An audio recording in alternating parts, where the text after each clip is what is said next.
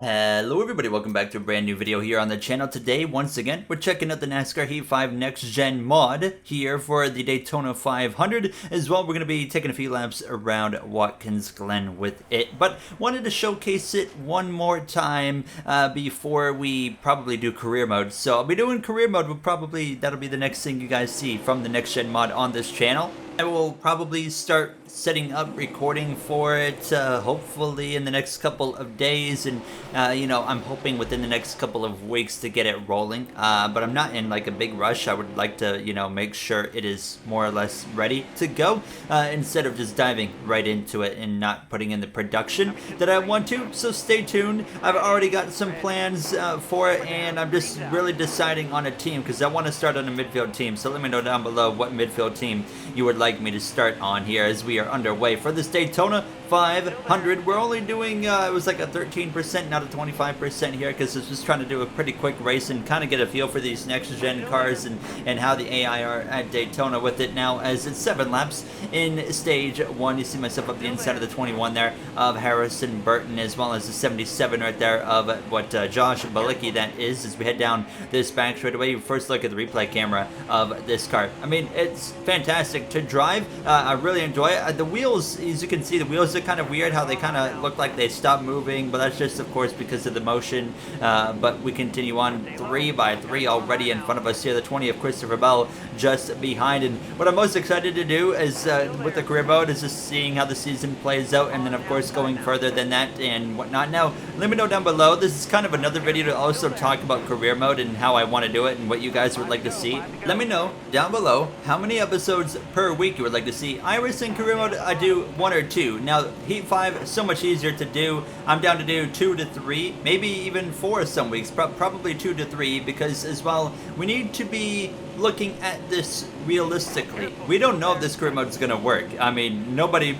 maybe will end up watching and then it'll flop and it will be the end of the channel. But if it does work, we also got to keep in mind that this would probably be the career mode that we will have until the next NASCAR game comes out that's playable, which could be a long time. So yeah, I wouldn't want to overdo it and put out too many episodes, and obviously have way too much happening and we run through a whole bunch of seasons, because we could do 10 seasons of this with how long it could be until we get a new NASCAR game. That's the reality there. 17th in stage 1. I didn't move very far forward, but we got up into the top 20, so I was pretty happy with that. Nobody had any issues there. No pit stops necessary either, so we will be staying out. And as well, back on the career mode topic, what do you want to see in the career mode videos? You want to see recaps of Trucks in Xfinity? I will have to use iRacing for the time being for Trucks in Xfinity recaps if I do that. Would you like to see other things? Just give me ideas, news panels, as well as just storyline ideas, a whole bunch of different things. What would you like to see in terms of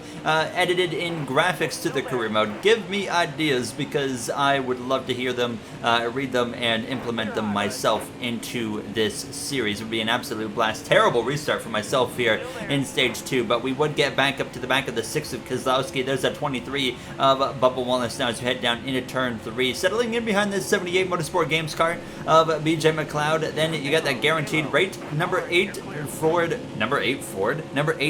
Camaro of Tyler Reddick up there on the outside. Then you see myself pull out a line there down the back straightaway, trying to make some headway here. I think we can have an opportunity actually to win stage number 2 if we play our cards right. And you can see myself continuing to move forward. Now this is going to put us actually inside the top 10, so things were looking pretty good here at this point now as we exit turn 4, heading down this run straightaway, closing in on the back of that 19 of Martin Truex Jr. Here we go, continuing to move forward, using that draft to my advantage, not even really having to rely on draft partners really either.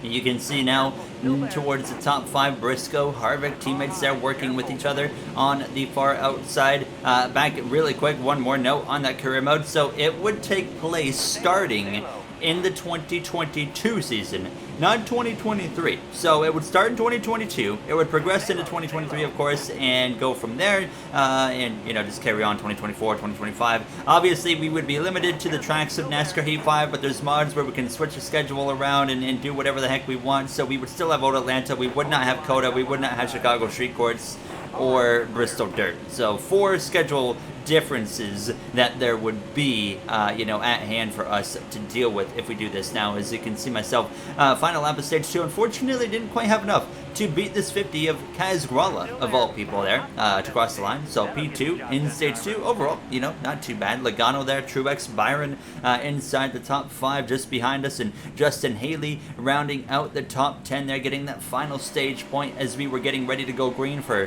what could be the final time. Nice and calm race so far in this Daytona 500. And as well, speaking of race lengths earlier, what race lengths would you like to see in a career mode? Should we do the old school 25%? That would give you about a 15 to 20 minute career mode video.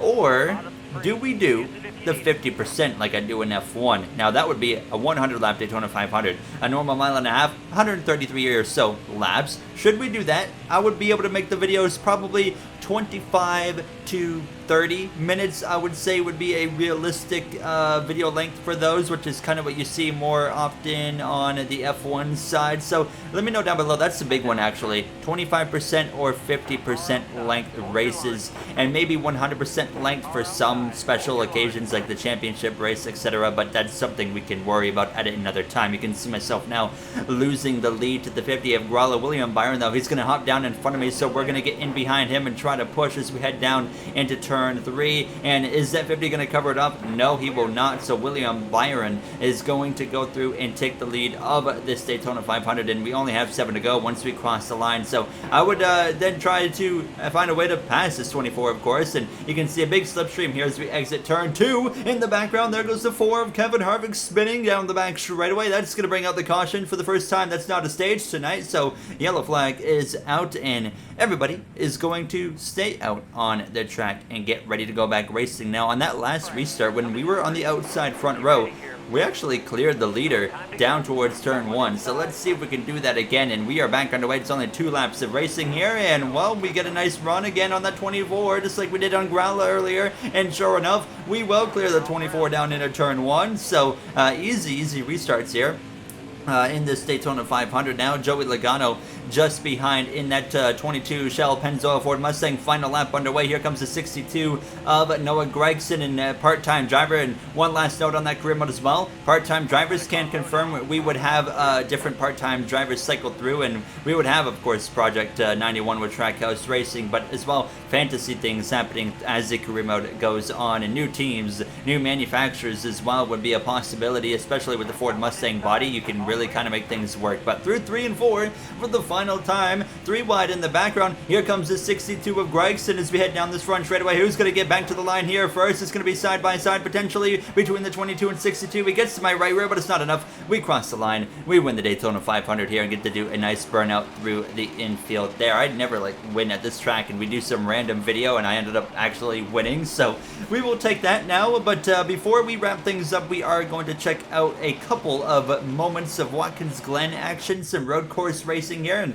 look at this new paint scheme we got on this number 99, the Princess car, which is what, like a cruise ship, if I'm not mistaken. But here we are, getting ready to go racing. You guys know the drill when it comes to Watkins Glen, or just about any NASCAR video game at a road course. Turn 1, you're always able to absolutely sail it up the inside and pass half the field.